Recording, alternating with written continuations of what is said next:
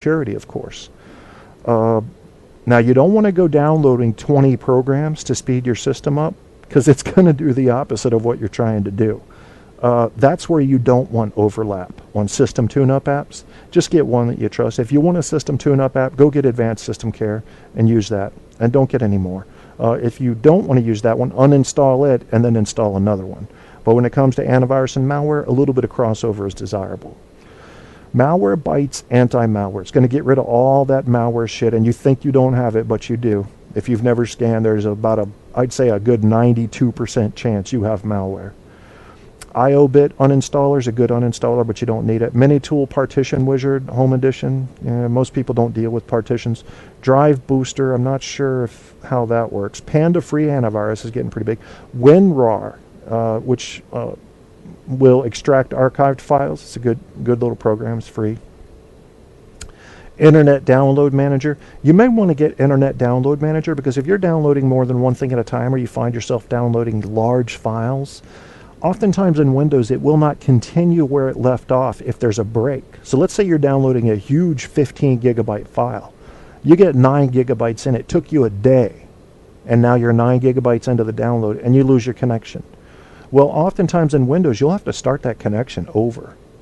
Windows 7's pretty good at resuming a connection, but you get something like Internet Download Manager, and it's definitely going to let you resume your connection where you left off. So there's nothing wrong with having something like that. I just use the Windows one personally because I'm not downloading super big files. But it does work. Let's look at Drive Booster, and I'm going to see if this looks like something I might advise to you to help your system.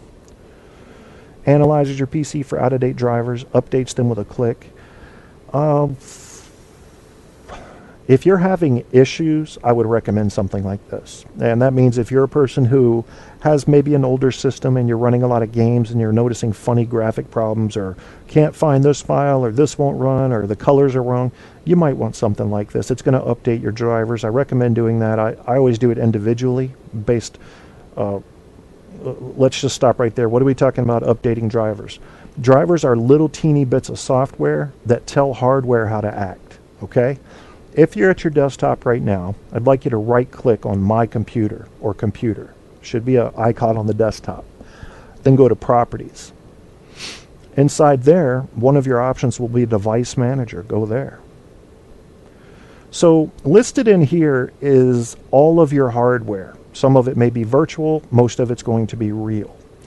For example, I'm looking right now in my device manager. I see display adapters. That basically means your video card, or in a laptop, your video chip. Now I have Intel HD graphics family in this particular laptop. And if I right click that and go to Properties, I see 4 tabs: General, Driver, Details, and Resources. The one that says Driver, it's going to tell you the date of the driver. It's going to tell you the driver version, the driver provider, and the digital signer. So you can get signatures on things to make sure they're valid and not something, whatever. You have a lot of choices there. What you want to do is go to Update Driver. Okay? Now sometimes Windows will fail to find an update, so you'll have to go locate it yourself. But you'll know what you're looking for by looking at the description of this thing in the tab that you have open right now. You can click on the General, Driver, Details, all that, and you'll find what you're looking for. Now let's say this thing said random video card. So I literally did not know what was in it. How am I going to find out what video chip is running in here? What I'm going to do is I'm going to look on the bottom of my laptop at the label. I'm going to get the exact model number, and I'm going to Google that. That's going to tell me exactly, when I get the results, what video driver I need, because it's going to tell me exactly which video card / chip I'm using. That model number is important, and you need that to look up any specifics about your PC. Once you find a page that has all the information about your PC, either bookmark it or save the web page to your desktop so you can look at it in the future if you need it. And you don't have to worry about doing that every time. Okay? So that's how you update a driver. Something like, what was that program? Driver Booster. I have a theory that it's kind of flimsy. In other words, I don't always even stick to my theory. I'd say 7 out of 10 times I do. And that is, if it ain't broke, don't fix it. But sometimes you can update something that's working and it'll work better. Sometimes you can update something that's working and it'll be smoother or use less resources, which will, of course, help you keep a speedy system. That's, yeah, it's really, I cannot advise to you. What I tell people if they don't want trouble and they're not having trouble is just leave shit the way it is when it comes to drivers. Just leave it the way it is. If you're having trouble and you don't know what's causing it and you're not opposed to trying to update the drivers, then go ahead and get something like Driver Booster or use the method I just described to update your drivers one at a time. Maybe that'll satisfy your curiosity so you can see which component was failing on you, which driver was failing on you. Because when you do one at a time, then you go try your program. Hey, it works. Must have been the audio driver. Okay. So me, I don't need to know what fixed it. I just do everything. I just happen to have learned over 20-odd years of working with PCs how the shit works. Who the hell's in chat room? Guy Shea. Guy, why would you listen to a program called Make Your PC Fly? Or are you just waiting for the freestyle segment? You got here early.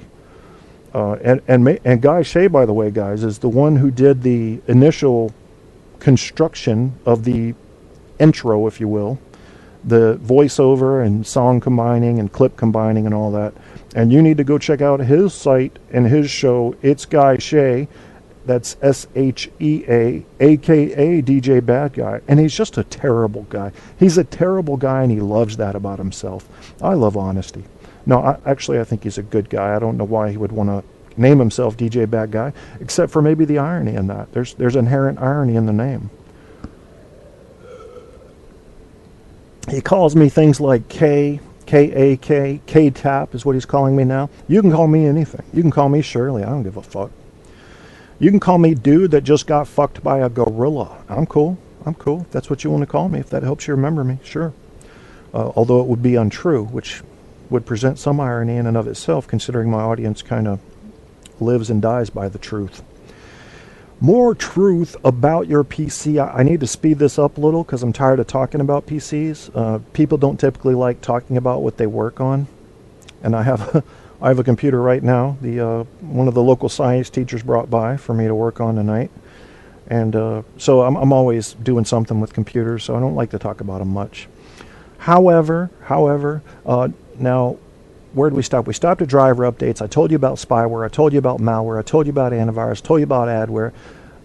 I also mentioned firewall. Get your firewall going. If you don't know if your firewall's running, typically you can go to your start button, go to the blank, type in firewall. It will find your Windows firewall, which is adequate for most people. Unless you're running super secure shit, Windows firewall will do fine. Make sure it's updated and have it running. If you don't want to use Windows firewall, there are some good firewall programs right on download.com. Comodo, C-O-M-O-D-O, has always been a good one in my experience. Not sure if Tiny Personal Firewall is still there, but it used to work really well for me. I noticed that in the top 20 programs there, one of them was not a firewall.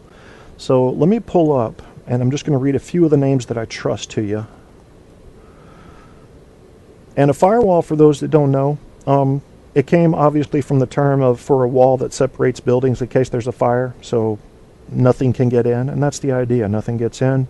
Nothing that got in can get out without permission. McAfee, ignore all that. There's Comodo. Comodo Firewall is a good one. It's also free. Zone Alarm is a good one. Now, Zone Alarm, you can get very specific with that on letting certain applications talk to the internet. If you have a program installed, once you install your firewall, whatever you pick, and you know that that program should have no reason to want to communicate with the internet, then what you want to do is block that program from accessing the internet at all in your firewall. In fact, you want to set your firewall up to have a default of not letting new programs access the internet, because I can't think of a lot of programs outside of something like Skype where you would need the program itself to access the internet. Your games, you don't need them unless you're playing games online with others. You don't need them accessing the internet. In fact, while we're talking about games, games are an ass kicker for your system. They're always, if you're going to places like I don't even know, there's so many, but I see these games on people's computers they bring to me, and they download these pack of 50 games and pack of 75 games, and all these games install automatically. For some reason, the gaming industry and the low end has thrown in all kinds of shit with their software. Okay, I say find yourself a couple of good expensive games, or at least good medium-priced games, not this a lot of the free shit you find, or find yourself web-based games that do not require any installation on your hard drive. Because the problem comes when you start installing a shitload of games on your hard drive, and almost all of it comes with some fucking shit you don't need. They're going to change your home page, they're going to change toolbars, they're going to try to redirect you on clicking links to their site, all kinds of shit. You don't need that trouble. It's going to slow your system down, it's going to piss you off. So don't install games unless you trust your source and you know there's no spyware or adware in there. All right, games are the biggest ass kicker I see as a computer technician. People installing a shitload of the low-end small games. Either go web-based or spend a little bit and get yourself a game that costs money that is just self-contained and doesn't install extra shit. A Shampoo firewall free. I've heard that's a good firewall. It's got 4-star rating out of 5, but I can't speak to the effectiveness of it. All right, so we've talked about firewall, talked about antivirus, talked about malware, how to remove it, how to keep it out. We've talked about getting rid of programs you don't need. We've talked about tuning up your start menu, okay? We've also talked about clearing out your cache, killing those temp files. Let's say you're using Firefox, and this goes for just about any browser. They're all going to have a similar layout. Somewhere on there, you're going to have a menu, okay? Go to your chosen browser's menu. It's somewhere on there you should see options. Click on that. And then somewhere in there you're going to find something that pertains to history and temporary files.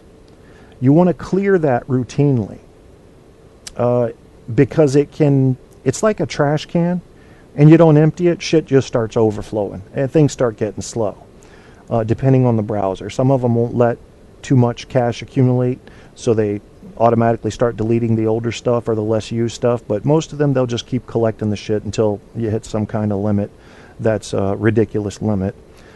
So in there you will find a place to delete your temporary files and folders, and you want to do that. Clean up your system. That should speed your browsing experience up right away. So we talked about that. Now, the thing we haven't talked about, I'm trying to absorb the magic box info. Okay, guy. Well, I'm trying to tell people shit they can't find on, just Googling it. So I can't promise that I'm actually going to accomplish that. Hi, JR. Welcome to the chat, JR Wild, joining us. We're getting ready to go into the second half of the show and do some fun stuff. But I got to finish up with the computer talk I was giving. And this last part of the talk, we're going to talk a little bit about backup. You can do online backups now. You don't have to have a big tape device. You don't have to back up to DVDs or have a whole box full of thumb drives and you don't know what's on what. Find yourself a decent online backup service, and the thing that's great about that is that if a tornado comes after your trailer, your shit is still intact. Because people that back up to DVDs and whatnot, fire, theft, tornado, that's going to kill your backup and your computer. So having a remote backup is very smart. And most of the systems that are, 10 gigabytes or under are free. So that should cover most people's documents and basic photos. If you do a lot of videos, a lot of video editing, a lot of high-res photos, you may need more than 10 gigabytes. And that's when you got to start paying. It's worth it. You certainly don't have to. You can go the DVD route, but you got to back up your shit. Because I can't tell you how often I get somebody coming to me saying, I've lost everything. Is there any way you can get it back? And maybe 3 times out of 10, yeah, I can get in there and get your files. But then there's that 7 times that it's gone. The hard drive has failed. The only way to get it now is if you want to ship it off, spend about $2,000 and have them magnetically remove the information by cracking open your hard drive in a lab. Not a fun bill for most people.